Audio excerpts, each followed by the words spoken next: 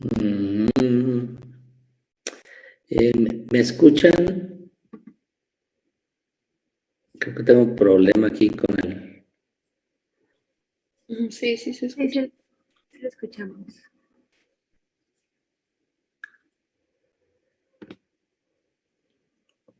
¿Me escuchan bien? Si alguien me escucha, me podría contestar o ponerme un mensajito en el chat. No sé por qué no. Nosotros sí la escuchamos. Sí, se escucha, profe. Sí me escuchan. ¿Podría abrir su micrófono y decir algo? Valeria o Anaí. Sí, estamos hablando. Sí, tengo un pequeño problemita aquí con... Así creo que ya los escucho. Hola. Hola, ahora sí.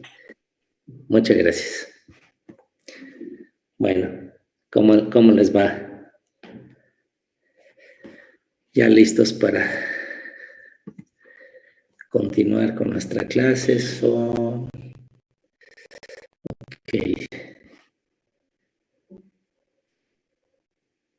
No sé qué pasa luego. Bueno, vamos a empezar a pasar la lista para ir avanzando. Ávila López Dante. Si abre su cámara y su micrófono.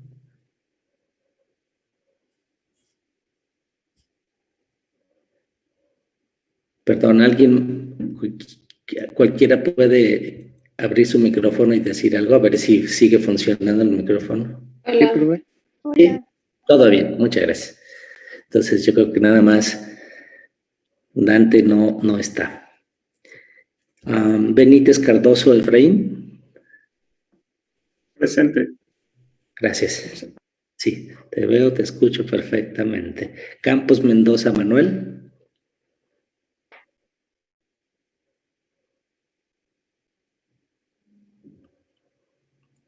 Veo tu nombre ahí. ¿Podrías abrir tu cámara y decir presente?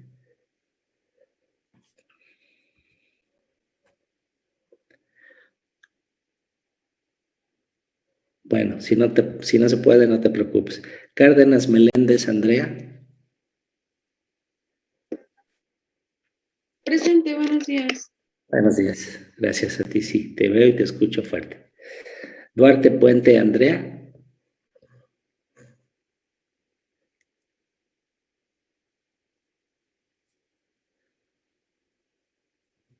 Duarte Puente no está.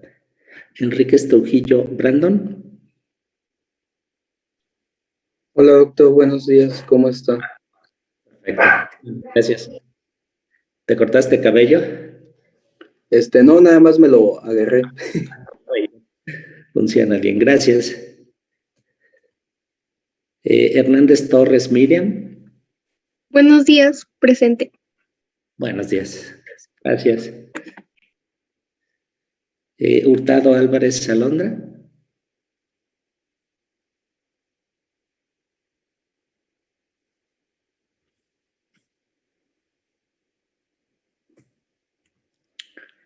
Martínez Alanís David.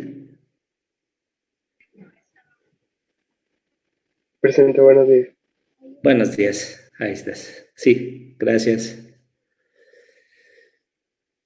Martínez Rodríguez Brian.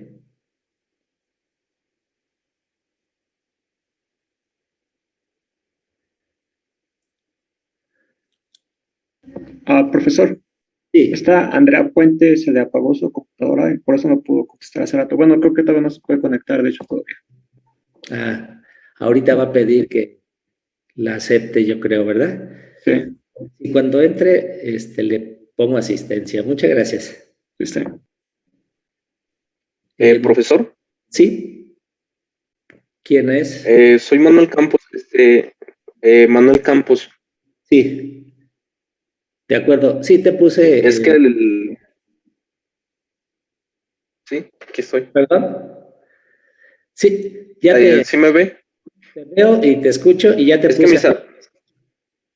sí, es que mis audífonos no se escuchaban bien y no escuché cuando me pasó lista. Ok. Gracias. Sí. Vi tu Muchas nombre. gracias, profesor. puse asistencia.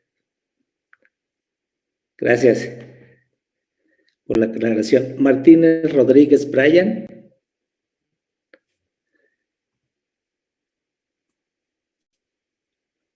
Martínez Rosales Jorge Iván. Buenos días. Ahí estamos, gracias. Monsiváis Flores Salvador. Presente, buenos días. Buenos días, gracias. Olmedo Rodríguez Anaí. Presente. Gracias. Padilla Ayala Héctor. Estoy presente, buen día. Buen día. Gracias. Quiroz Hernández Mitzi. Ahí veo. Presente, doctor. Buenos días. ¿Puedes poner tu cámara? Ahí estás. Sí. Muchas gracias. Rodríguez Gallegos Sergio. Presente. Buen día. Buen día. Muchas gracias. Rodríguez Palomo Valeria. Presente, buen día. ¿Puedes prender tu cámara? Según yo sí la tengo prendida. Está ¿Me veo? enfocada en Sergio, no sé por qué. Bueno, gracias. Así está bien. Ok. No hace falta. Ay, creo que ya la habías prendido. A ver, préndela otra vez. Ahí Ya. estás. Vale. Ya. Sí, muchas gracias. Servín Martínez Monse. Presente, profe. Perfecto, muchas gracias. Uresti Vanegas. Presente, profe. Gracias. Vargas Arroyo Valeria. Presente, profe, buenos días. Buenos días. Te hice trampa, todavía no te pongo en la lista, pero me acordé. Ok, sí. Gracias. Y Zavala Rivera Areli. Presente, profe. Perfecto, muchas gracias. Y aquí viene Andrea Puente.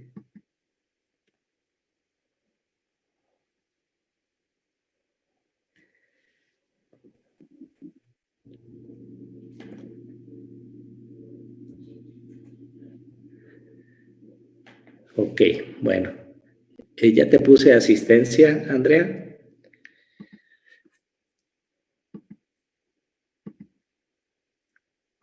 Y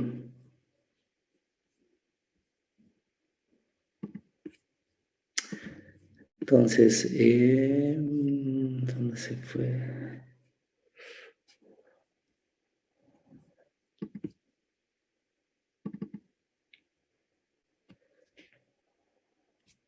Ah, sí, aquí está. Permítame un segundito, estoy descargando la presentación.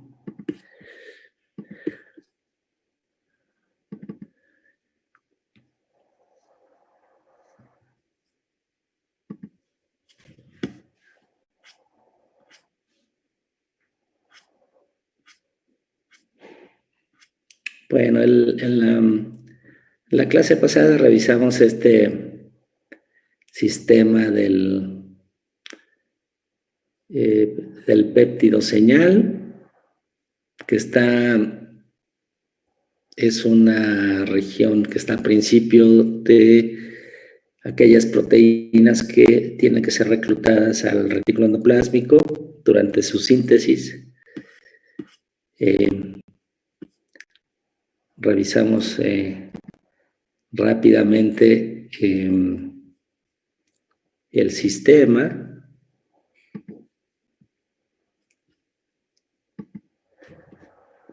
Dante Ávila. Ok.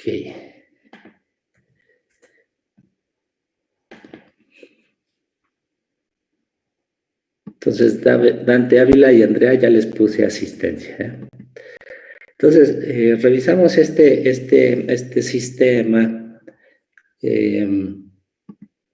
muy bonito que explica cómo las proteínas pues todas las proteínas de membrana, cómo se sintetizan en ribosomas adosados a la membrana del retículo endoplásmico.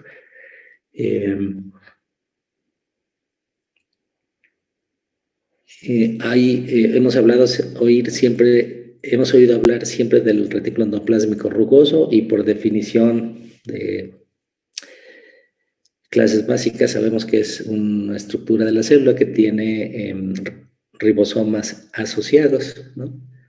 Entonces hay retículo endoplásmico rugoso y liso.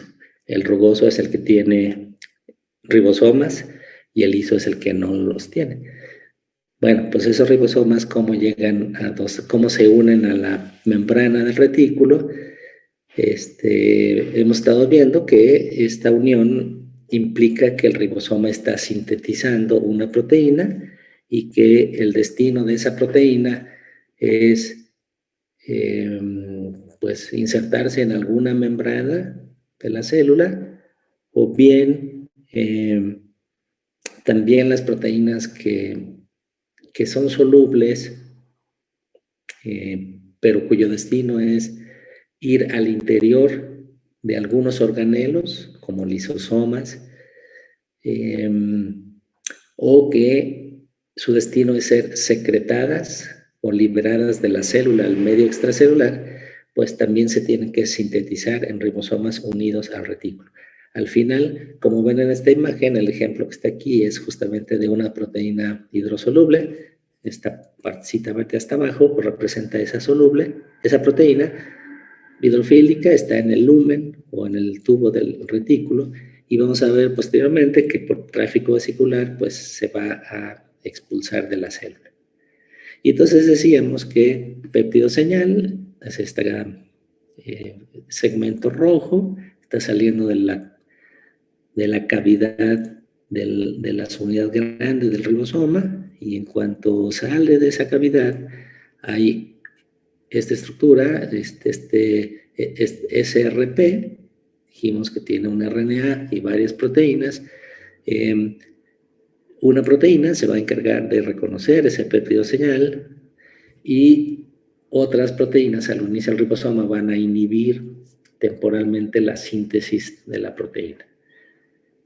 Esto es para dar tiempo que el ribosoma difunda y encuentre a su receptor en la membrana. Aquí está esta barra azul fuerte, representa al receptor para la SRP, y la unión entre estas proteínas o estos complejos proteicos pues realmente lleva al ribosoma a la vecindad de la membrana.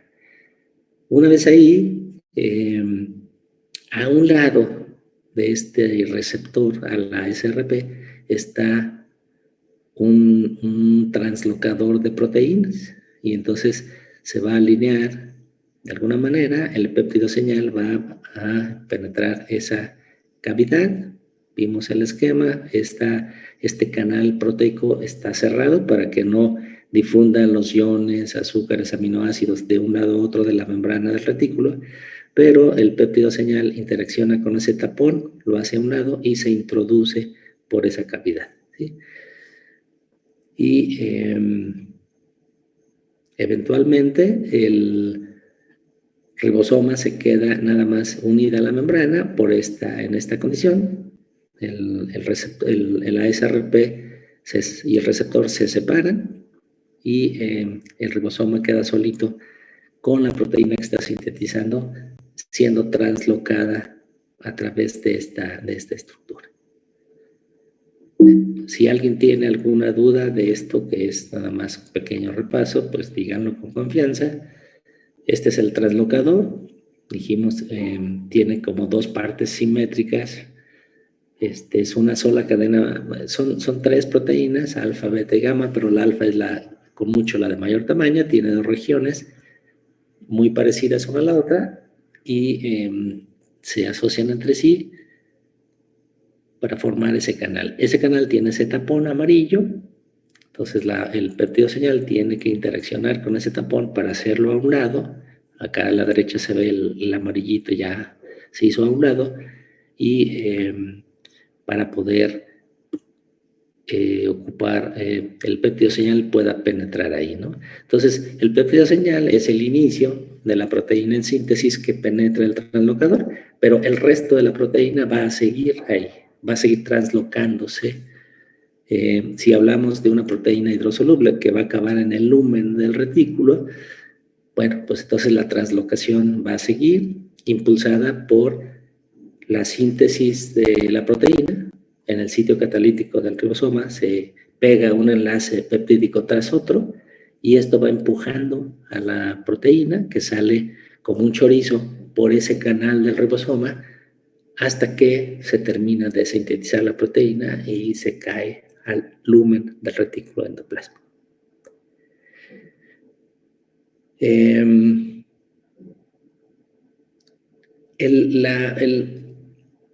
El péptido señal interacciona con el translocador 2 veces.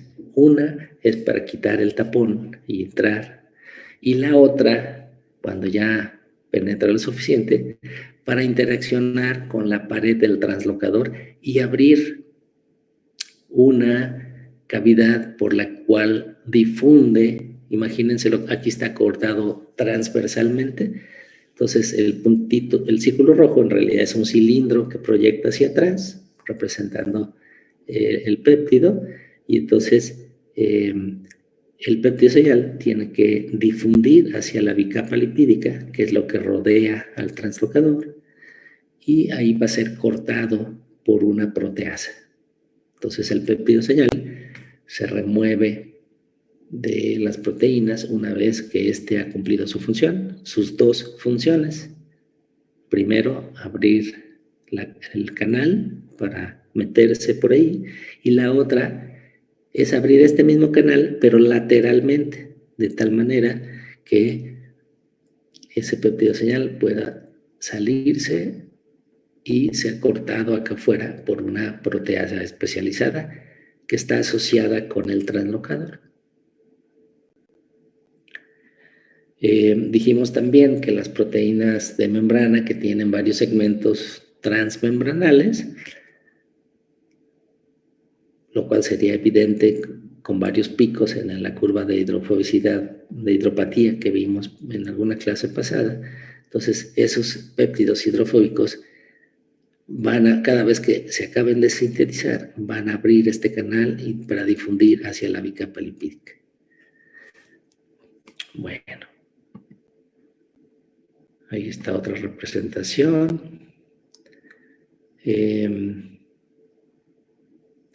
Bueno, dijimos que hay proteínas que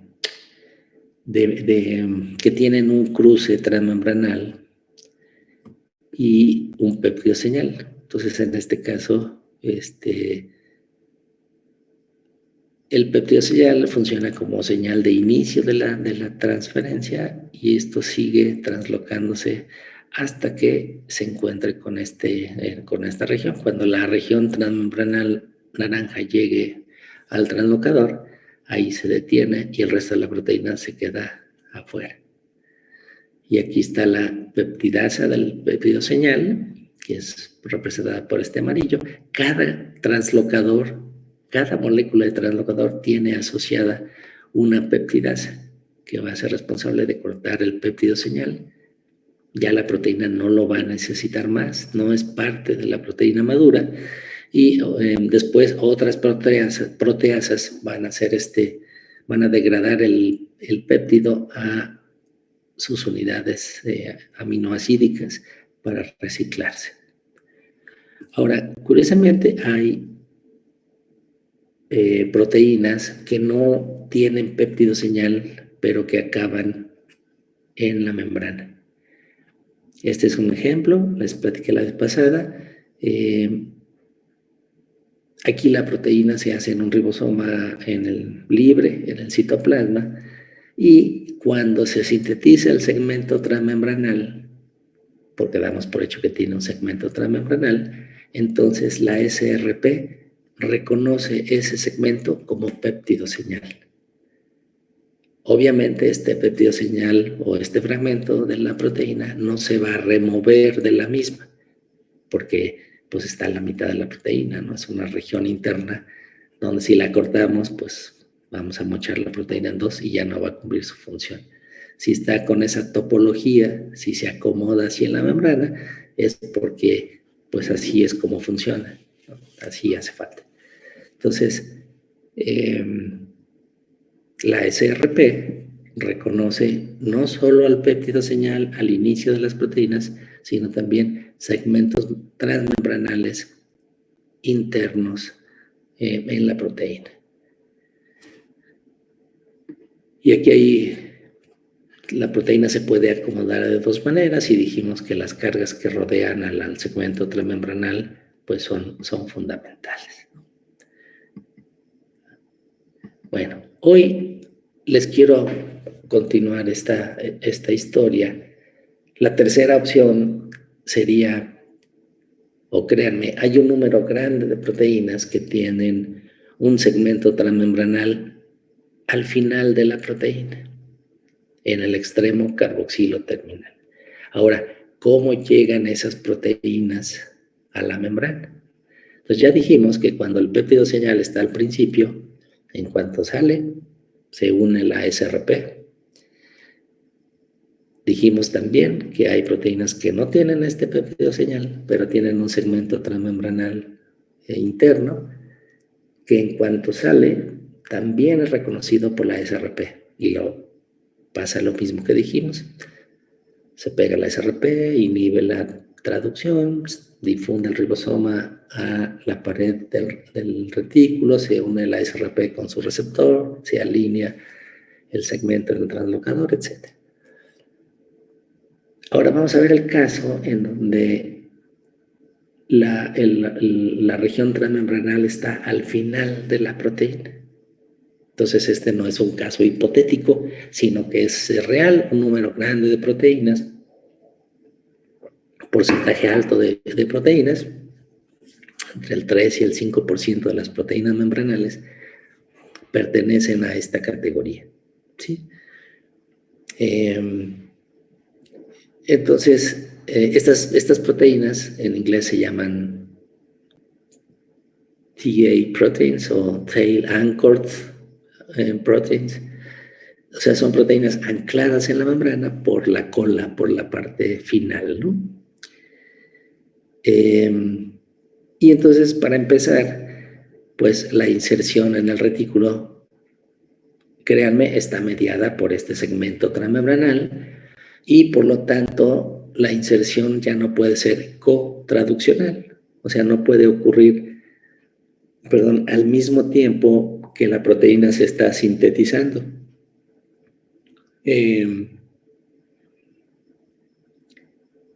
Sino que la proteína se hace en un ribosoma libre en el citoplasma, tiene las dos unidades, etc. Y lo que la va a llevar al retículo se va a sintetizar hasta mero al final. Entonces, prácticamente, la proteína se acaba de sintetizar, se une el último aminoácido y se libera el péptido del sitio catalítico. Cuando el segmento transmembranal todavía está en este canal de la subunidad grande del ribosoma. Entonces se acaba de sintetizar y la maquinaria que la va a insertar en el retículo pues todavía no ha visto la señal que va a indicar que esta proteína tiene que ir al retículo endoplasmático. Y curiosamente también a otros organelos. La mayoría va al retículo, pero también hay a la mitocondria en este caso. Entonces aquí, les adelanto que estas proteínas TA, vamos a llamarle proteínas TA, ya no pueden ser reclutadas al retículo por el mismo mecanismo molecular que vimos antes. Aquí la SRP ya no es capaz de mediar esta tarea. Entonces, la inserción de estas proteínas en el retículo tiene una maquinaria molecular especializada y les voy a platicar, aunque sea una embarradita de esta vía. Se llama vía GET, en el título les puse GET, y lo que significa está en el fondo, hasta abajo, perdón, y es la G es de Guided, y la E de Entry, y la T de Tail Anchored. Entonces es Guided Entry of Tail Anchored Proteins. Y como les dije antes, estas proteínas constituyen entre el 3 y el 5% del total de proteínas integrales de membrana. Entonces no es un ejemplo raro o dos, sino que son un grupo de proteínas pues bastante abundante. Ahí les puse algunos ejemplos para que vean que no hablamos de cosas esotéricas. Por ejemplo, BCL2 y otros miembros de esta familia, BCLX, son proteínas antiapoptóticas, se protegen de la apoptosis y se localizan en la mitocondria. Entonces, les comentaba antes que esta vía de targeting, esta vía de llevar a las proteínas a una localización específica en la célula, no es específica del retículo endoplásmico. Entonces, muchas proteínas sí van al retículo, pero por ejemplo, BCL2, BCLX y todos los miembros de esa familia viven en la mitocondria, se insertan en la mitocondria y también utilizan esta vía. Hay otras proteínas que se llaman SNARs, ahí escrito, que tienen que ver con el transporte vesicular. Entonces, estas también son importantes. Un componente del translocador SEC61. Entonces, ese canal proteico que vimos antes por el que se mete el péptido señal, ese translocador dijimos que se llama SEC61, tiene 3 unidades, la alfa es la más grande, pero tiene otras 2 más chiquitas. Bueno, una de esas unidades también se inserta por este mecanismo. Y otras proteínas que funcionan como enzimas para ubiquitinar proteínas que no se pueden plegar en el retículo también se insertan por esta vía molecular. Entonces, déjense, las voy a presentar en este esquema del libro de texto que estamos viendo. Vean, en la figura 1246. Creo que significa que es el capítulo 12 para que le den una leída. Entonces aquí tenemos el esquema ribosoma, la subunidad oscura es la chiquita, la grande verde más claro, la subunidad grande tiene ese canal por el que sale la cadena polipeptídica. Y aquí lo último en salir de la proteína es esa parte rojita y eso representa la región hidrofóbica transmembranal. Entonces, en cuanto sale esa parte, que es la última parte de la proteína, se une este complejo pretargeting, dice aquí. Entonces, es un complejo, tiene varias unidades. Una de ellas une específicamente esa región de transmembranal. Lo que sabemos que va a ser una región transmembranal. Y si es transmembranal, pues, ¿qué es? ¿Hidrofóbica o hidrofílica? Alguien dígame. Hidrofóbica. Exacto. Y este complejo une esa región hidrofóbica y va a reclutar a la cadena polipeptídica a una ATPasa que se llama GET3. ¿Se acuerdan que este sistema o esta vía se llama GET? Tiene varios componentes. GET3 es una ATPasa que va a unir a este polipéptido y lo va a llevar a la membrana en donde está un complejo de otras 2 proteínas que se llaman GET1 y GET2.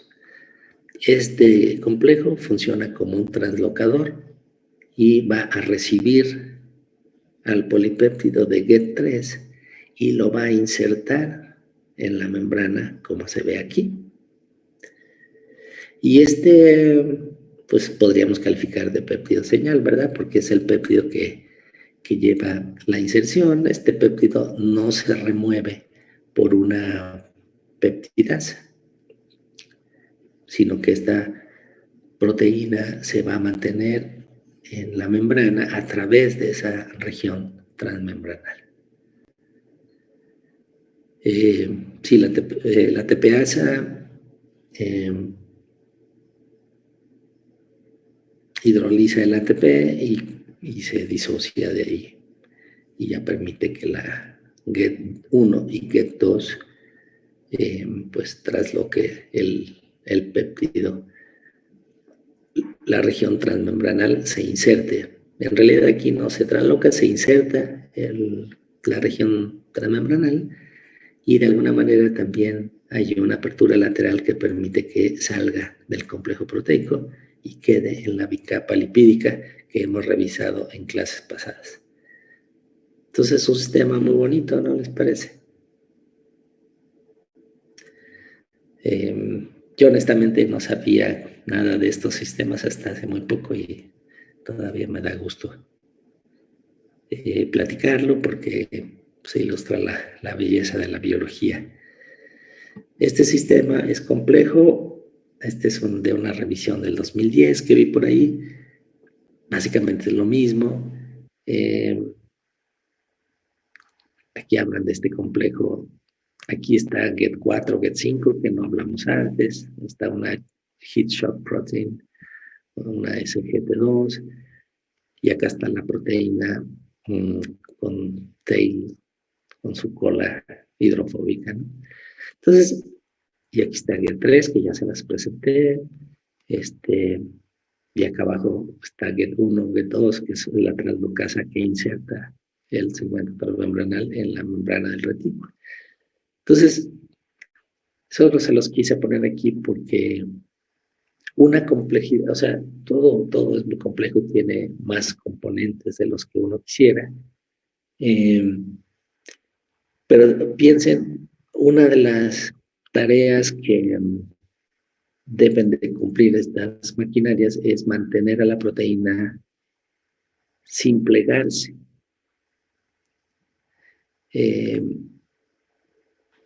No sé muy bien cómo realmente ocurre esto, porque la proteína sale pues, por el amino terminal del ribosoma y no tiene nada asociado sino hasta que sale la región hidrofóbica. Pero ya una vez que se unen esos complejos iniciales, tienen que mantenerla estirada. Se unen y por un lado evitan que se precipite la proteína. Si hay mucha concentración de una proteína con regiones hidrofóbicas, se asocian entre sí y se precipitan, se agregan, y eso no es bueno. Entonces, las chaperonas, estas los mantienen en forma soluble y evitan que adquieran su conformación tridimensional final, porque para meterse al... bueno, vamos a ponerlo ahí, impide que se agregue y pues le pasa la proteína al GET3 y GET3 se lo pasa al GET2, 1 y 2 para traslocar. Ese sistema GET fue estudiado en levadura. Los nombres que les dije son de levadura, que es un sistema biológico muy útil y muy usado. Nosotros en nuestro laboratorio usamos la levadura Saccharomyces cerevisiae para estudiar las proteínas que nos interesan. Pero vean qué interesante que en mamíferos se han identificado proteínas homólogas para cada una de las proteínas GET que fueron descubiertas originalmente en la levadura. Entonces, GET1 y GET2 que forman esta translocasa, el equivalente en mamíferos es una proteína que se llama WRB y CAM-L, ahí está el nombre en inglés. GET3, la TPasa, se llama TCR40, GET4 y GET5, VL4A, TRC35, y además existe este complejo trimédico que une el segmento transmembranal y se los pasa a TRC40, que es la GET3, ¿no? La TPasa. Pues este es el complejo pre-targeting que vimos que reside, que es el primero en unir el segmento transmembranal.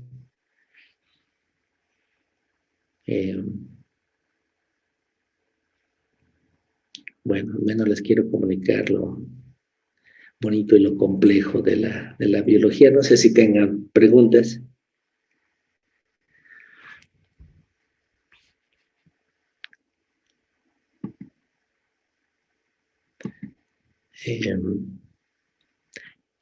Y si no, vamos a ver un par de cosas que son importantes a considerar una vez que las proteínas han llegado al retículo endoplásmico, ¿no?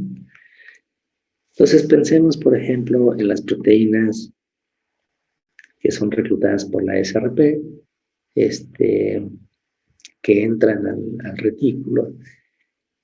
Y para cruzar el translocador, recuérdense que tiene que ser como un chorizo, la cadena polipeptídica estirada, sin que tenga esa forma elegante que todas las proteínas tienen, ¿no?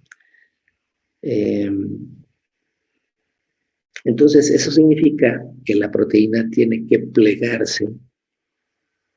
Esto significa que adquiera su conformación tridimensional ya cuando está dentro del retículo endoplásmico. Entonces, para ayudar a este proceso, existen un gran número de proteínas residentes en el retículo endoplásmico, y les voy a comentar algunas de ellas, ¿no? Pero para empezar, vean la frase del fondo, hasta abajo de la imagen, donde dice que estas proteínas residentes, las que viven ahí en el retículo, todas tienen una señal de retención que son 4 aminoácidos en el extremo carboxilo terminal. Hay una secuencia consenso, y no sé si se acuerdan, pero la vimos cuando les mostré una tabla en donde vimos que diferentes proteínas que van a diferentes organelos tienen diferentes señales. Entonces ahí les mostré esta de 4 aminoácidos, ¿no?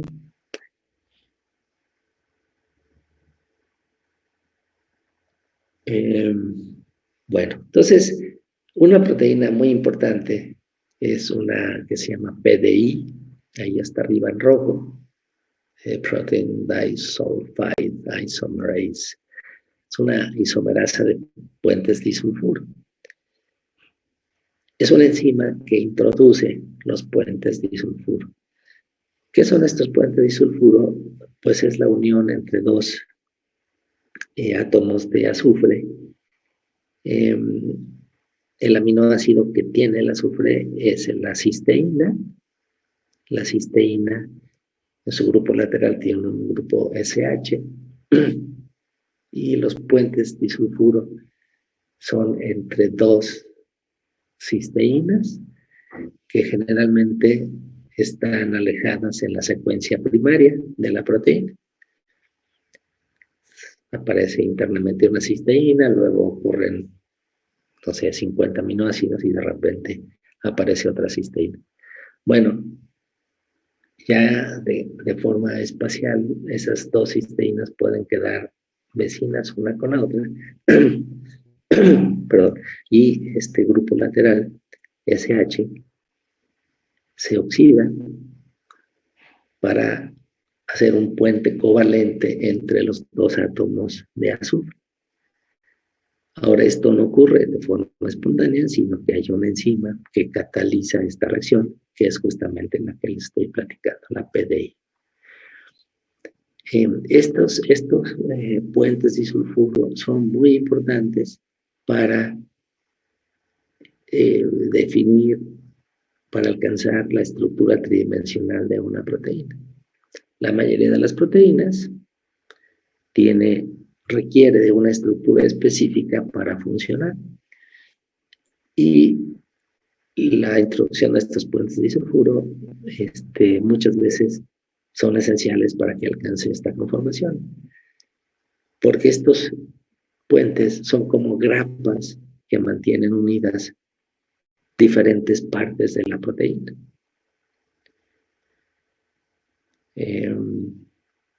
Y el único sitio de la célula donde se forman estos puentes es en el lumen del retículo endoplásmico, que es donde se localiza esta enzima PDI. El citosol es un ambiente reductor. Entonces, en un ambiente reductor, estos puentes de disulfuro se reducen, valga la redundancia, y eso quiere decir que se rompe la unión azufre-azufre debido a la introducción de 2 átomos de hidrógeno, uno a cada átomo. O sea, se revierte el proceso, ¿no? Eran 2 SHs, se oxidan, quiere decir que se eliminan los protones y llegamos a este SS.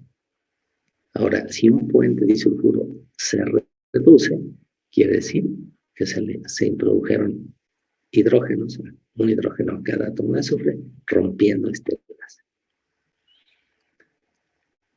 Cuando nosotros separamos proteínas en geles de poliacrilamida, a la mezcla de proteínas siempre agregamos un compuesto reductor. Hay uno famoso, es el TTT, otro beta-mercaptoetanol, que huele a rayos, pero todos en nuestro laboratorio tenemos una botellita de beta-mercaptoetanol. Y eso lo que hace es romper estos puentes de disulfuro. ¿Por qué hacemos eso? Porque queremos que las proteínas migren en el gel, para empezar, no como complejos proteicos. A veces estos puentes de disulfuro ocurren entre 2 proteínas. Entonces, al romperlas, disociamos, rompemos uniones entre 2 proteínas que estén conectadas de esta manera. Y también queremos que la proteína migre de acuerdo a su peso molecular y no a su forma. Entonces, esa es otra razón para romperla. Entonces, si le ponemos DTT o beta-mercaptoetanol, son agentes reductores y lo rompemos. Y el citosol, en general, es un ambiente reductor. Entonces, ahí no se pueden formar puentes de disulfuro. La mayoría, lo repito, se forman en el lumen del retículo. Cuando la proteína se sintetiza, ayuda a la adquisición de la estructura tridimensional, y luego esta proteína se puede enviar del retículo a un organelo. En el interior de los organelos también es un ambiente reductor, o en el espacio extracelular, oxidante, perdón. Proteínas con puentes de disulfuro que van al interior de los organelos mantienen sus puentes de disulfuro, igual a los que van fuera de la célula. Bueno.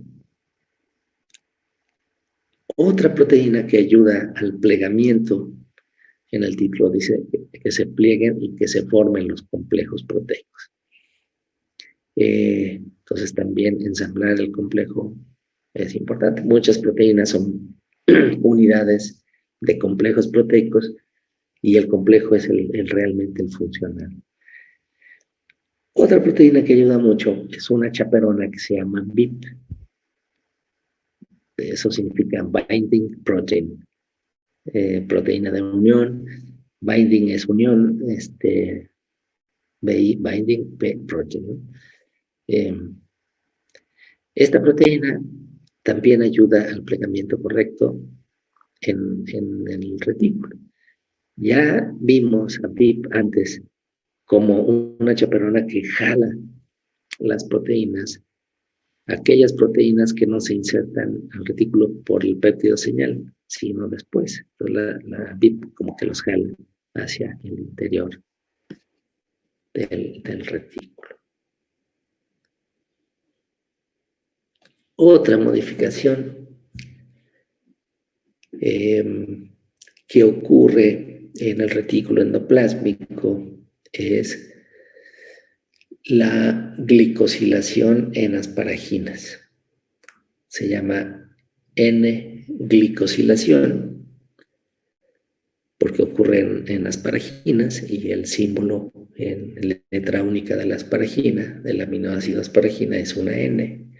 Entonces, la asparagina es un aminoácido que tiene un grupo amino como de forma en la cadena lateral.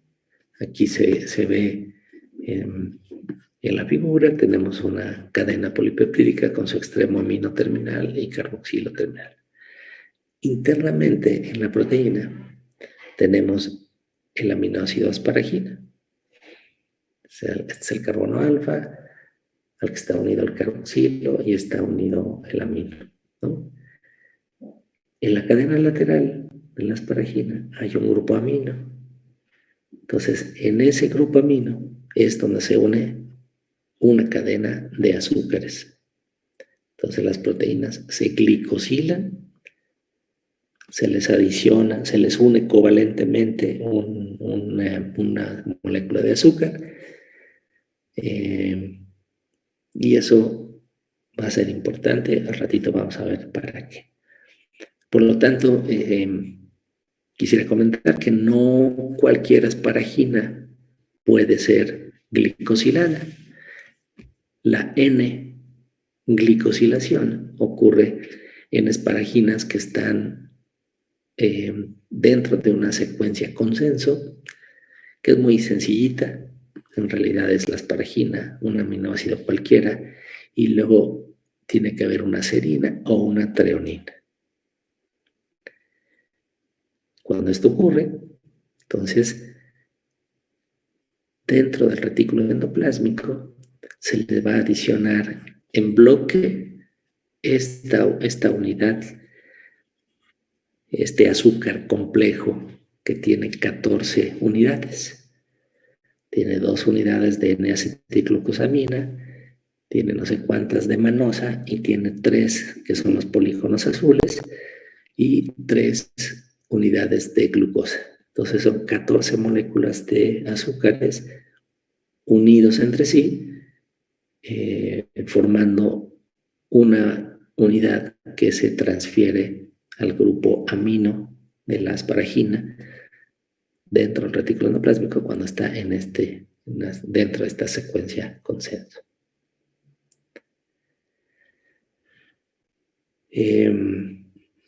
Esta región sombreada aquí en grisecito dice que es el núcleo principal, y después se le agrega pues lo que está fuera de esa parte sombreada, ¿no? El hecho de que se adicione toda esta unidad a una asparagina no quiere decir que vaya a permanecer de esa manera después. Entonces, esta es la parte inicial, simplemente se adiciona este bloque y después se modifica esta molécula grandemente, tanto dentro del retículo como en el aparato de Golgi. Entonces vamos a ver, y ya posiblemente lo sepan, muchas de las proteínas que están ahorita en el retículo, que se sintetizan en el retículo, luego tienen que ir al Golgi. Si su destino final es la membrana plasmática, no pueden ir directamente del retículo endoplásmico a la membrana plasmática. Tienen que salir por una vía celular muy definida, y eso implica ir al aparato de Golgi. El camión pasa por el aparato de Golgi y ahí se acaba de modificar estos azúcares. Ay, perdón.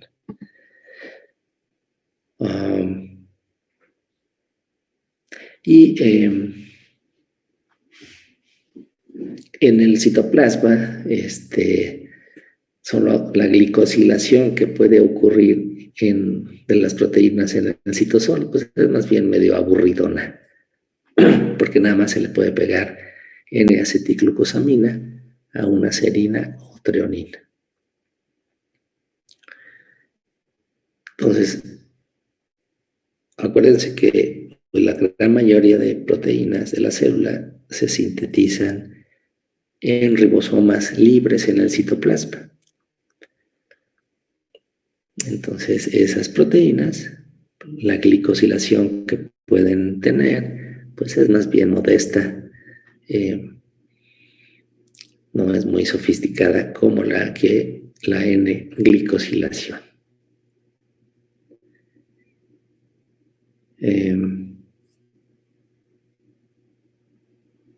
Bueno, cuando haya preguntas, con toda confianza, interrúmpanme.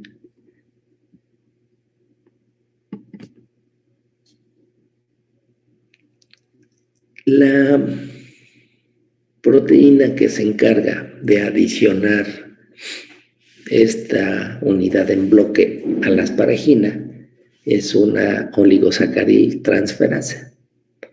Y cada translocador decente de proteínas en la membrana del retículo tiene asociado, además de la peptidasa que corta el péptido señal, una oligosacaril transferasa que va a N-glicosilar la mayoría de las proteínas, ¿sí? Un número muy grande, al menos más de la mitad con seguridad de las proteínas membranales o proteínas solubles en el retículo están glicosiladas de esta manera. Entonces, esta oligosacaril transferasa es una proteína transmembranal asociada al translocador de proteínas. En cuanto salga la asparagina del canal translocador, la oligosacaril transferasa hace la maldad de unir en esa asparagina, transfiere el azúcar que dijimos, complejo, a la asparagina de la proteína.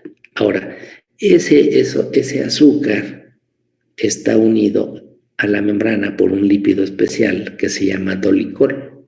Entonces, esta parte mostacita es un lípido cuya única función es anclar el precursor de azúcares a la membrana.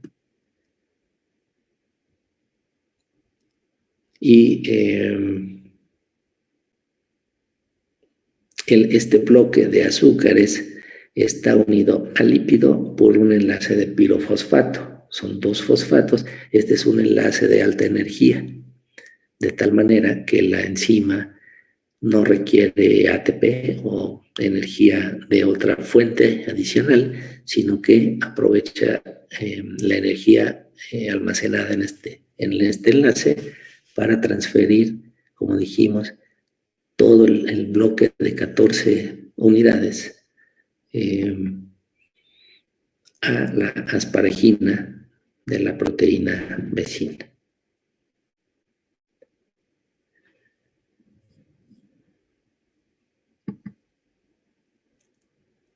Ahora, este precursor que vemos aquí tan bonito, ¿no? Tenemos al dolicol, el enlace pirofosfato y los 14. ¿Cómo se sintetiza esta molécula? Se conoce bien, es curioso. Toda la síntesis ocurre en la membrana del retículo endoplásmico. Empieza con el dolicol, el lípido en la membrana, y algunos pasos ocurren en el citosol hasta la formación del pirofosfato.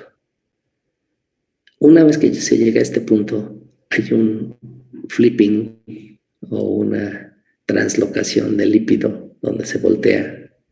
Obviamente que esto no va a ocurrir de forma espontánea, ¿no?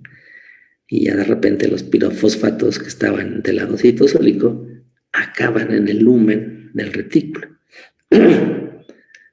Y ahí se continúa la síntesis los azúcares se van pegando uno por uno hasta completar los 14. Ya tenemos al final la molécula precursora que se va a utilizar para la N-glicosilación. Entonces es bonito, es sorprendente ver cómo algunas cosas, por ejemplo, que se fosforile algo que no venga de ATP. Es una observación que uno no ve muy seguido. Aquí tenemos un nucleótido que se llama CTP, que se pasa a CDP de 3 a 2 fosfatos porque dona un fosfato para unirse al dolicol. Y lo mismo acá con el UDP. Bueno, aquí ya tiene una molécula adicional, ¿no? Pero el segundo fosfato viene de este nucleótido y no del ATP como uno podría imaginar, ¿no? Y cada paso, miren, aquí está, este paso se repite 4 veces y este se repite 3 veces. Cada azúcar se va pegando así uno por uno.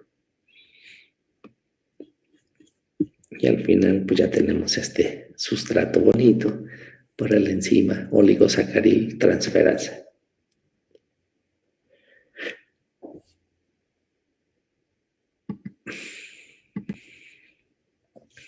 Ahora, ¿por qué la N-glicosilación es tan abundante? ¿Por qué la mayoría de las proteínas se glicosila? Si no la mayoría, les digo, más del 50% de las proteínas se glicosilan. Bueno, pues se ha visto que la N-glicosilación es muy importante para que esas proteínas alcancen su estructura tridimensional madura, funcional. Pero de alguna manera se ha visto que realmente el azúcar mismo no es importante para la proteína, para la estructura de la proteína. Entonces es algo muy curioso. Entonces la historia es como sigue, miren. Como que sí, la glicosilación es importante no para la estructura misma de la proteína, una vez que ésta se ha alcanzado, sino para justamente que la proteína alcance ese estado de plegamiento en el retículo endoplasmático. Entonces las proteínas llegan al retículo en forma no plegada o unfolded, se les pega este precursor y casi luego esa molécula de azúcar se empieza a modificar. Entonces rápidamente se le quita una unidad de glucosa, que es lo que representan los polígonos azules aquí en esta imagen. Luego se le quita otra, ya nada más se acaba con una. Y en el retículo hay dos chaperonas. Una se llama calnexina, que es la que están viendo aquí. Otra se llama calreticulina. Cal es de calcio. Entonces estas dos son chaperonas que ayudan al plegamiento de las proteínas y impiden que una proteína mal plegada se escape del retículo endoplásmico. Entonces, mientras una proteína tenga una molécula de glucosa pegada, se va a poder unir a la calnexina y a la calreticulina. Les digo, lo de cal viene de calcio, y acuérdense que en el lumen del retículo endoplásmico hay concentraciones muy elevadas de calcio. Por eso cuando se abre el receptor de IP3 aquí en esta membrana pues se vacía, no se vacía, pero es una corriente enorme del interior del lumen al citosol. Estas proteínas requieren calcio para funcionar y si la proteína tiene una unidad de glucosa, se une a la calnexina. Por acción de las mismas chaperonas estas y de otras presentes en la sopa del lumen, eventualmente se puede que esta proteína, la mayoría de las proteínas, se pliegan apropiadamente. De ser un chorizo, acaban teniendo una estructura muy bonita, tridimensional. Bueno, cuando eso pasa, hay una enzima que se llama glucosidasa que va a remover el último unidad de glucosa. Cuando se remueve esa glucosa, vean, aquí ya no tiene la glucosa, que acá sí tiene. Si ya no tiene la glucosa, ya no. A ver, permítanme, por favor.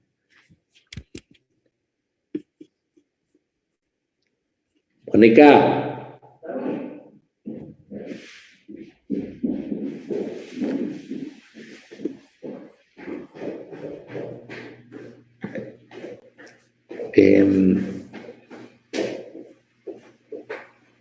Entonces, cuando ya no tiene la glucosa, la proteína puede salir del retículo endoplasmático.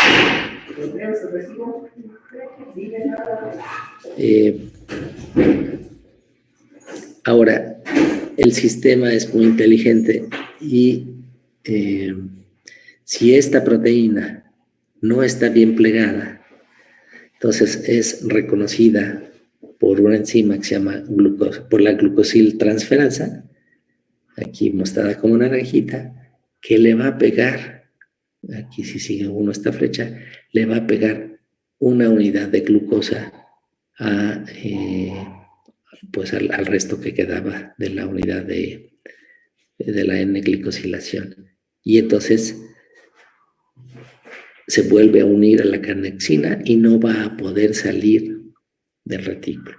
Entonces, esa es la idea, que solo proteínas bien plegadas puedan salir del retículo e ir a los organelos a hacer su función o fuera de la célula, pero que proteínas que estén mal plegadas se retengan en el retículo para que las chaperonas que están presentes ahí les ayuden a alcanzar la estructura tridimensional. ¿Sí? Entonces, esta N-glicosilación es fundamental para mantener a las proteínas dentro de este ambiente favorable al plegamiento de las proteínas. Y entonces, el azúcar mismo puede no ser esencial para la estructura tridimensional, pero fue necesario durante la biogénesis de la proteína. Y la proteína, pues digo, hay varios componentes, ¿no? Pero la glucosiltransferasa es una proteína clave porque esa es la que tiene que, hasta donde yo sé, tomar la decisión de evaluar si esta proteína está bien plegada o no. Si está bien plegada, ya no le hace nada. Bueno, esto de que le hace suena muy humanizado, ¿no? Obviamente, si la proteína, vamos a verlo más científicamente, si la proteína está bien plegada, esconde el sitio en donde la glucosiltransferasa la puede adicionar la glucosa. Pero si está expuesto, pues se le pega y se sigue reteniendo aquí. Entonces es un sistema pues muy bonito, ¿no? Como todo en biología. Funciona como reloj con muchos detalles. Y obviamente esta es una versión súper ultra simplificada del asunto. Muchísimos componentes que no están aquí. La misma PIP, que es una chaperona súper abundante. Ahora, todas las chaperonas reconocen a sus proteínas cliente, que así se les llama, a las proteínas a las que ayudan, las reconocen porque exponen secuencias de aminoácidos que normalmente, si la proteína estuviera bien plegada, no estarían expuestas. Y generalmente estamos hablando de regiones hidrofóbicas.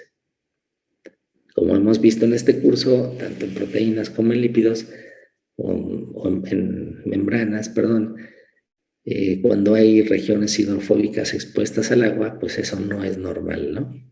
Entonces, en las proteínas, una proteína no puede tener, en las proteínas, la región hidrofóbica de una proteína debe de quedar escondida, protegida del agua. Y cuando se exponen estas regiones hidrofóbicas, pues las chaperonas reconocen a esas proteínas. Y son ciclos de hidrólisis de ATP que se asocian, se disocian, son varios ciclos hasta que la proteína va adquiriendo, bueno, al final adquiere su conformación tridimensional funcional.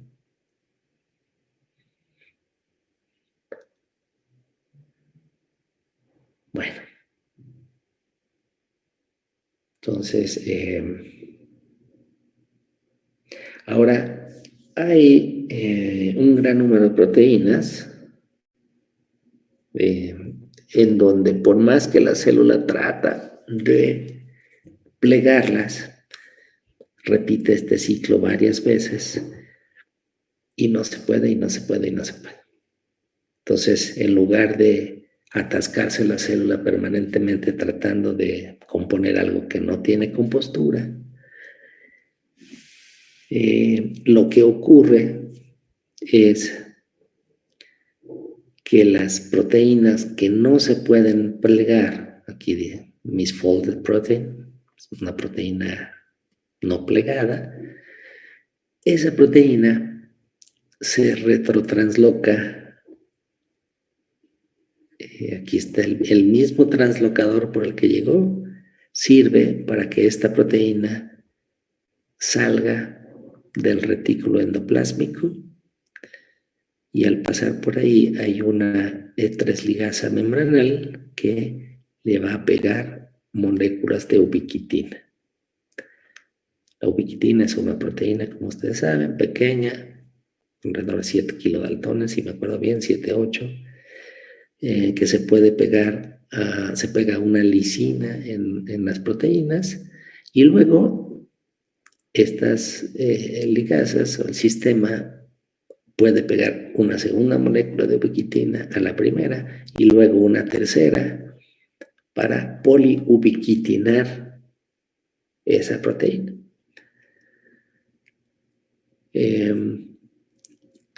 Entonces, para retrotraslocar a la proteína por aquí, participa una ATPasa. Se tiene que invertir energía para extraer esa proteína y sacarla del lumen al retículo endoplásmico. Otro componente importante de este complejo es una glicanasa que va a remover los azúcares.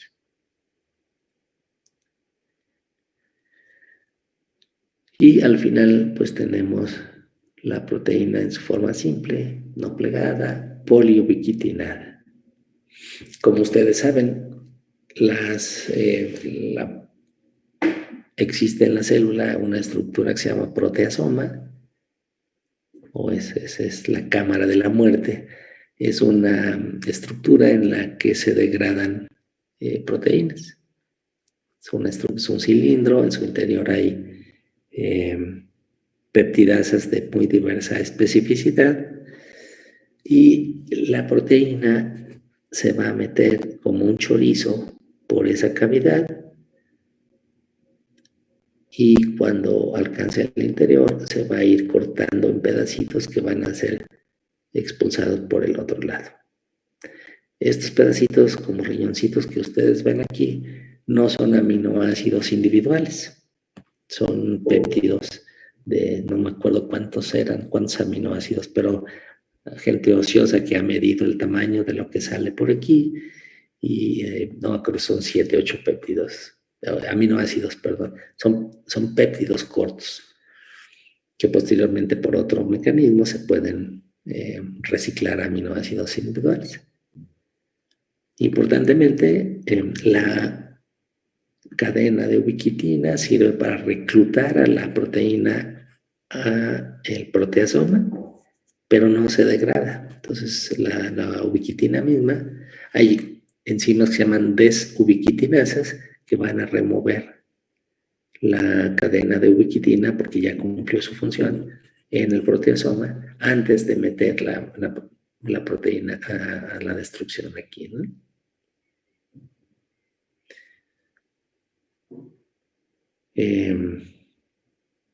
Bueno,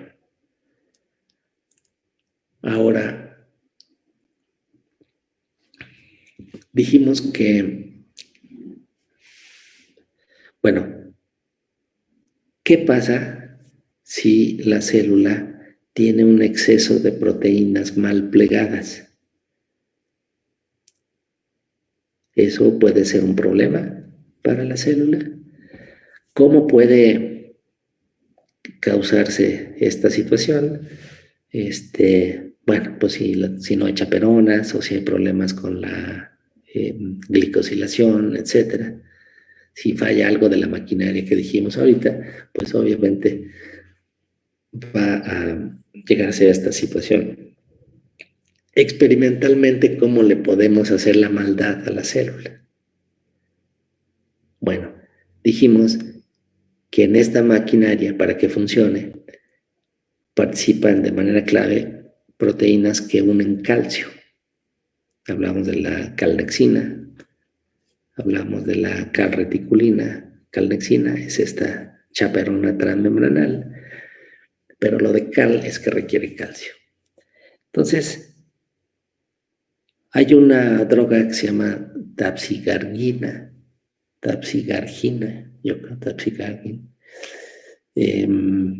que lo que hace es inhibir la entrada de calcio del citosol al retículo. Entonces, si nosotros ponemos esa droga, después de un tiempo la concentración de calcio en el interior del retículo no va a ser suficiente. Y entonces deja de funcionar esta maquinaria. Entonces, una manera en la que los investigadores exploran las consecuencias de un estrés al retículo endoplásmico, que así es como se le conoce a esta situación, es poniéndole a las células este inhibidor, tapsigargin. Otro mecanismo muy socorrido y fácil es ponerle a las células un compuesto que se llama tunicamicina. La tunicamicina inhibe a esta enzima, a la oligosacariltransferasa. Y por lo tanto, pues las proteínas que llegan al retículo no se van a poder N-glicosilar como normalmente lo hacen. Y si no se glicosilan, le damos al traste a esta maquinaria bonita en donde se retiene las proteínas el tiempo suficiente para que se plieguen con ayuda de todas las chaperonas que hay por ahí. Si impedimos que se glicosilen, pues es otra forma de meterle el pie. Entonces ya llevamos dos. Si le ponemos tapsigargina, que interfiere con el equilibrio de calcio, o le ponemos tunicamicina, que inhibe la N-glicosilación, en ambos casos vamos a inducir un estado en el que hay un exceso de proteínas mal plegadas en el retículo y vamos a poder estudiar cosas interesantes. Una tercera forma muy común que usan los investigadores es poner DTT. DTT, como les dije, es un agente reductor. Entonces, cuando le ponemos un exceso de DTT, 1 o 2 milimolar, son cantidades industriales para la célula, pues damos al traste con la actividad de esta enzima, la PDI. Porque la PDI va a estar trabajando tiempo extra para formar estos puentes disulfuro SS, pero un agente reductor revierte este trabajo y el SS lo convierte a SH. Entonces, con estos tres químicos vamos a poder inducir un estrés al retículo endoplásmico y vamos a poder ver qué pasa. Eso les voy a platicar la próxima clase. Entonces, no falten para que se enteren del chispe. Entonces vamos a dejarlo por aquí ahora y no sé si tengan alguna pregunta, alguna duda, comentario. Sí, yo sí tengo una. Jaime. Bueno, no sé si estas proteínas mal plegadas son precursores a los priones o los priones vienen de otra situación.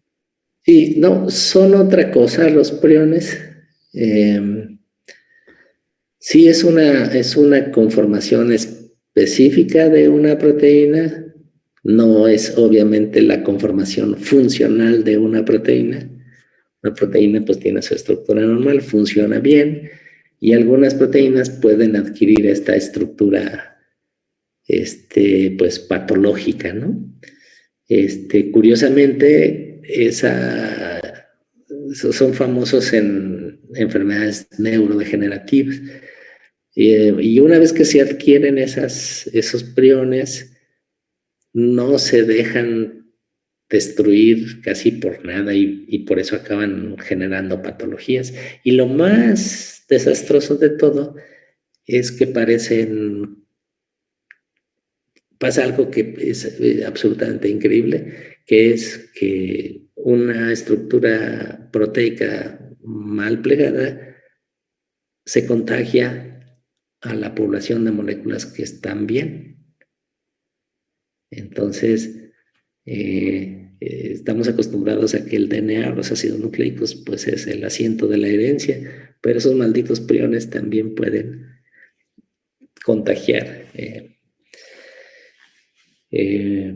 Pero bueno, son pocas las proteínas que pueden adquirir esa conformación, pero cuando se forman, pues causan estragos en la fisiología celular,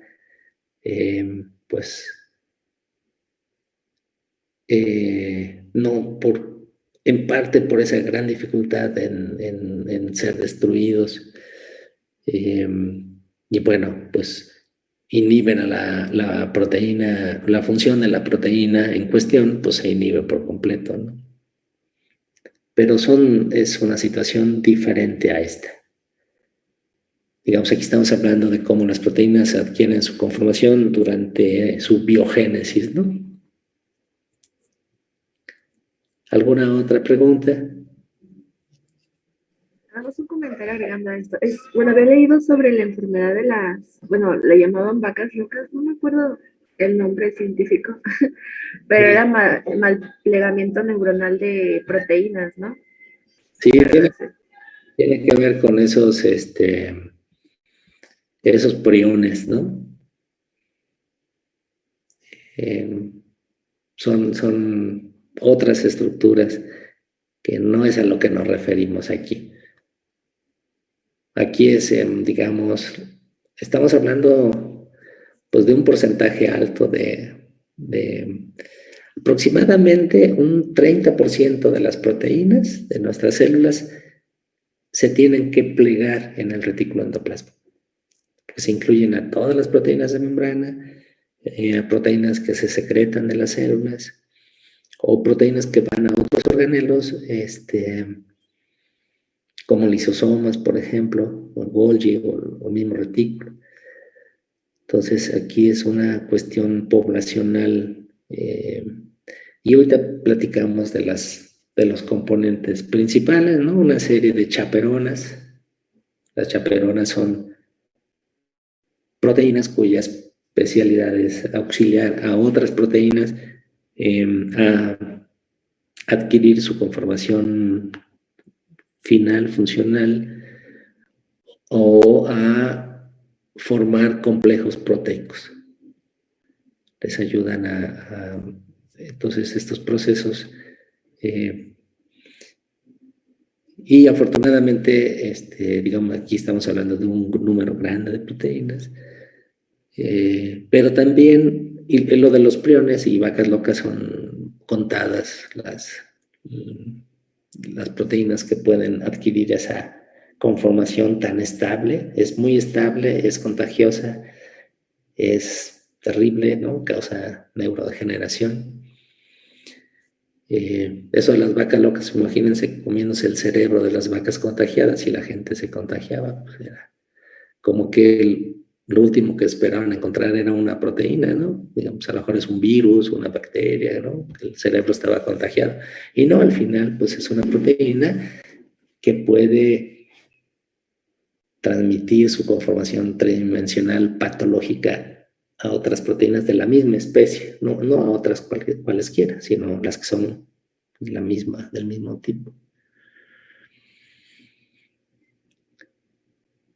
Pero aquí está, como estamos hablando de que es un porcentaje elevadísimo de proteínas que se pliegan en el retículo, también hay patologías asociadas a una situación de proteínas mal plegadas, ¿no? O sea, la acumulación anormal de proteínas mal plegadas en el retículo causa estrés al retículo endoplasmático.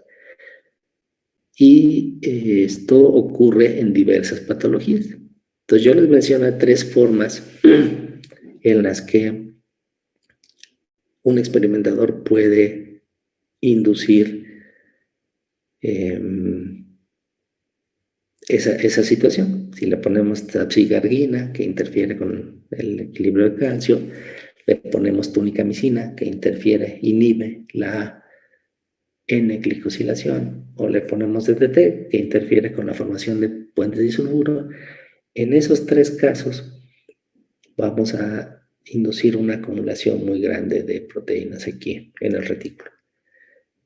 Esas 3 condiciones han facilitado, cualquiera de las 3, han facilitado la identificación de vías moleculares muy bonitas ante esta situación. Entonces, seguramente que durante el funcionamiento normal de las células se puede dar esa situación, ¿no? De que de repente falle algo en el sistema que tiene muchos componentes. Generalmente si falla uno, pues a lo mejor no pasa nada, pero si se da la situación en donde se acumule un porcentaje alto de proteínas, la célula tiene cómo resolverlo. Entonces vamos a ver que, por ejemplo, inmediatamente hay una vía molecular por la que inhibe la síntesis de nuevas proteínas. Si el problema es que está atascado el retículo con un exceso de proteínas mal plegadas, lo único que queremos es que la SRP funcione bien y nos siga trayendo ribosomas que hagan más y más proteínas. Entonces, una primera respuesta de la célula es inhibir activamente la síntesis de proteínas. Se inhibe traducción de forma global. Pero requerimos que proteínas específicas nos ayuden a resolver el problema, porque casi siempre los problemas los resuelven las proteínas, y entonces necesitamos más chaperonas que ayuden a plegar. Necesitamos más de lo que estamos viendo en esta imagen, ¿no? Esta TPasa que se encarga de jalar, de transportar activamente la proteína mal plegada a través del translocador hacia el citosol. Pues requerimos más la ubiquitin ligasa que la va a ubiquitinar para que esa proteína no cause un problema en el citoplasma, sino que se dirija a los proteosomas y se degrade. Bueno, entonces sí necesitamos y muchas proteínas que nos sirvan. Y entonces eso ha llevado a mecanismos de control traduccional que no se conocían antes, ¿no? Ha llevado a identificar mecanismos de control traduccional que no se conocían antes. Entonces la ciencia es una gran aventura. ¿Alguna otra pregunta?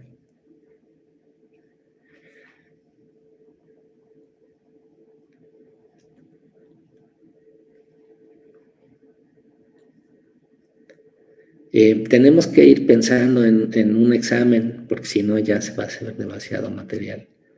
Entonces, si les parece bien, tal vez podamos tenerlo el martes o el viernes de la próxima semana. ¿Cómo ven? Los exámenes nunca son muy agradables, ni placenteros, ni para ustedes ni para mí, se los aseguro. Pero son esenciales, porque si no, más ahorita que no los veo, si están conectados, si están poniendo atención. Entonces, aunque es responsabilidad suya, de su vida, y ustedes saben a quién engañan, si engañan o no engañan, etcétera, pues yo también tengo que hacer mi parte. Tengo que aplicar un horrendo examen y entonces el martes son 2 horas, tienen media hora más que el viernes, pero podríamos hacerlo cualquiera de los 2 días. ¿Cuál prefiere? El martes, Doc. El martes. El viernes, profe. Ok. Pues lo que podemos hacer es hacer una votación. Ya ven que pueden, en reacciones, si van a reacciones donde está la carita, ahí pueden levantar la mano. Entonces, si quieren, vamos a hacer una votación y a ver quién gana. El martes son 2 horas y el viernes sería 1 hora y media. ¿Es muy largo el examen, profe?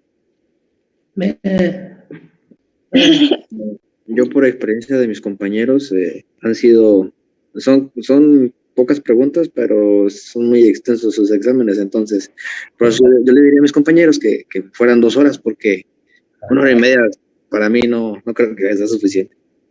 Sí. Le digo por experiencia de mis compañeros en generaciones más adelante. Eso que van más adelante. Sí, lo malo, ¿verdad? Que uno hace fama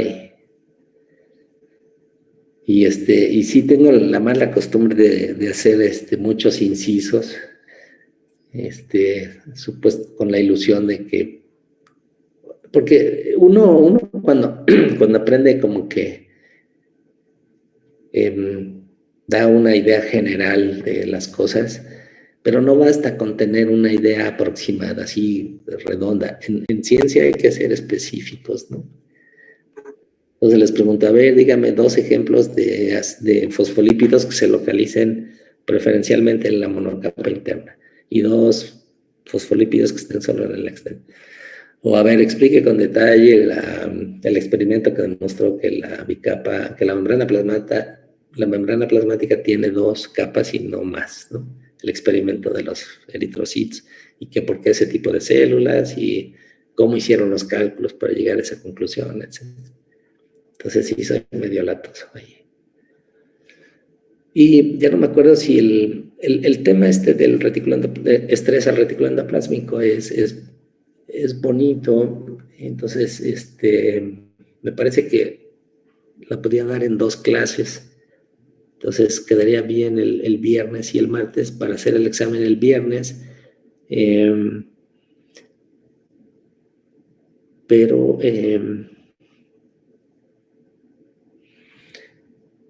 ustedes decidan.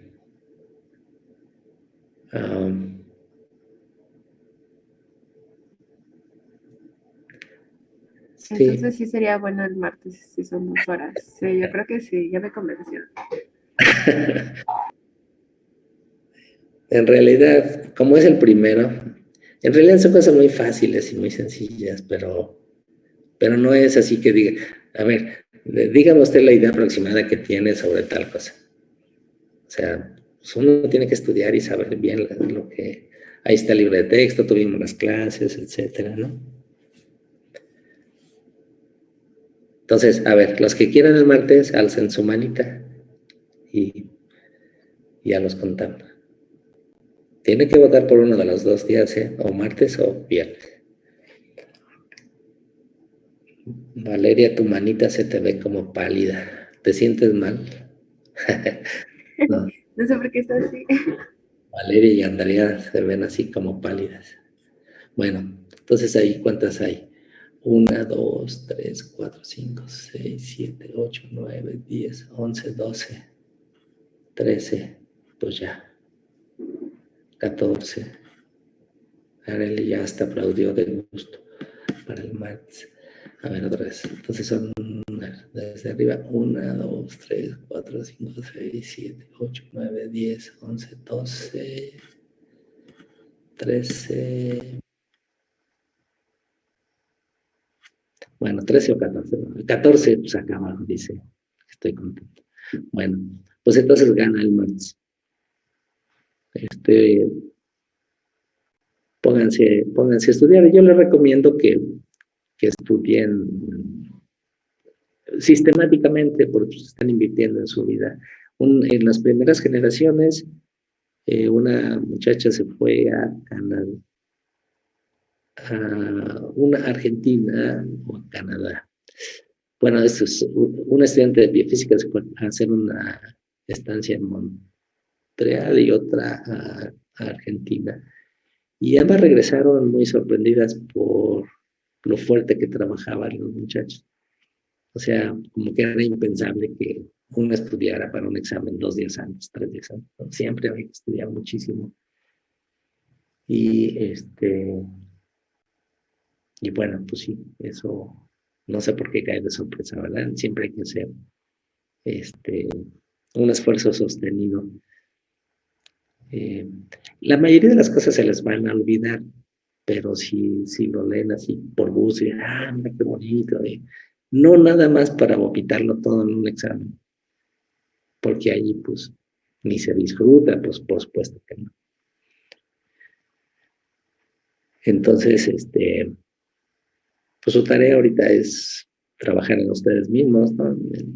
Entonces, y son afortunados de estar en la universidad, hay muchos jóvenes que están trabajando, ganándose el pan de cada día. Ustedes están aquí, a lo mejor algunos de ustedes trabajan, pero la mayoría pues son de los afortunados que no, y entonces de lo que hagan ahorita, pues depende de lo que hagan ahorita, van a tener una vida en el futuro, es una inversión a largo plazo, y créanme, todo se paga. O sea, no puede uno querer una cosa y comportarse de una manera diferente. O sea, hay que ser consecuente. Si uno se la pasa bien y todo, pues se la pasa bien, pero entonces va a tener sus consecuencias, ¿no? En fin, eso es puro rollo. Pero entonces ganamos el martes. Estudien mucho, pero estudien mucho de forma regular. Bueno, ¿les gustó la clase o no? A mí me gusta todavía mucho este tema. Son cosas, una biología pues diferente a la que se ve en la carrera de biología, donde se usa, donde se estudia, se aborda más desde un enfoque de un organismo completo. Obviamente lo que vemos nosotros de biología celular, biología molecular, pues es súper relevante en términos del organismo completo. Pero el abordaje y lo que uno estudia, pues es mucho más bonito así que contar animales, sonidos, o huevos, o pájaros. En fin, pues espero que les guste. Y si no, pues aquí estamos todos de todas formas. Pero espero que sí. Bueno, pues yo les envío el enlace para el viernes, perdón, y tenemos el examen el martes. Cuídense mucho, tengan un bonito día. Igualmente, profe, muchas gracias. Gracias, profe. Gracias, profe. Adiós, cuídense todos. Igual. Bye.